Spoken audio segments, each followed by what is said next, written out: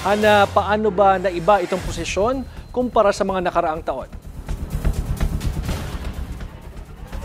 George, last year dito sa Plaza Miranda ay sinagawa ang pagbasbas sa mga replika ng Poong Nazareno at 2 days iyon ginanap. Ngayong taon naman, isang araw lang at ginanap ito sa isang footbridge sa Quezon Boulevard.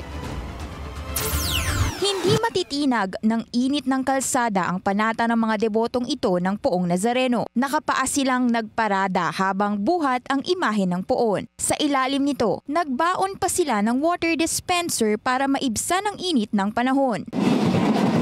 Hudyat kasi ng bagong taon para sa mga deboto ang prosesyon ng mga replika ng Nazareno. Mula maliit hanggang sa pinakamalaking imahen, dala ng mga debotong galing pa sa iba't ibang sulok ng bansa. Pasado 1:30 ng hapon, ikinasana ng Quiapo Church ang blessing ng mga replika ng Poong Nazareno.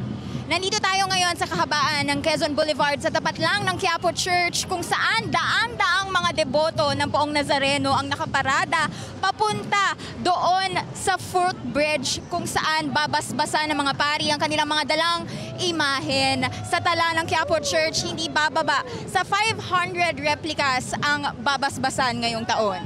Kanya-kanyang diskarte ang mga deboto para ipakita ang pagmamahal nila sa Poong Nazareno. Mula sa mga palamuti hanggang sa kanilang pananamit at tugtugan at kantahang walang humpay habang naghihintay sa basbas. Galing pa si Sherlyn sa Italy at para sa kanya, marami na raw nasagot na dasal ang Poong Nazareno.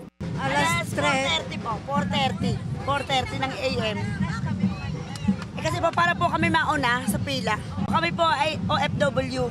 Isinama naman ni Catherine ang kanyang mga apo sa parada dahil gusto daw nilang maranasan ang pagbasbas sa Quiapo. Dekada na silang namamanata sa Poong Nazareno. Yung pagbibigay ng trabaho, marami, magandang trabaho, ganun po. Ang pamilya naman ni Lawrence, maagang umalis ng Caloocan para sa replica blessing. Kagaya po ng operasyon ng lola ko. Palagi po kami tumutuloy dito. Hindi bababa sa 14,000 uniformed personnel mula sa Philippine National Police sa NCR ang nakatalaga para tiyakin ang seguridad sa traslasyon sa January 9.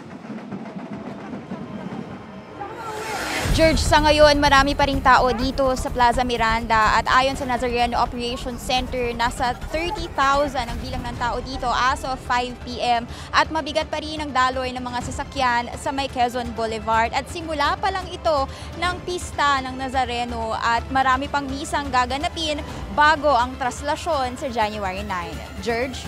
Naku, Hana, preview pa lang yan ang aasahan natin sa pista mismo ng Nazareno. Pero ano ba yung mga paalala ng mga opisyal dyan sa mga magpupunta sa Maynila habang papalapit yung traslasyon?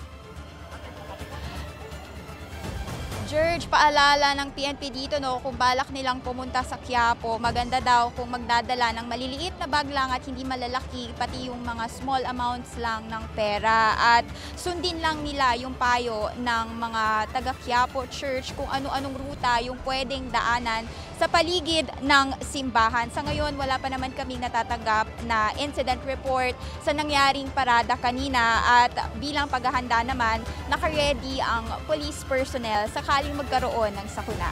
Balik sa iyo, George. Maraming salamat at mag-ingat kayo dyan, Hana T. Live mula sa Maynila.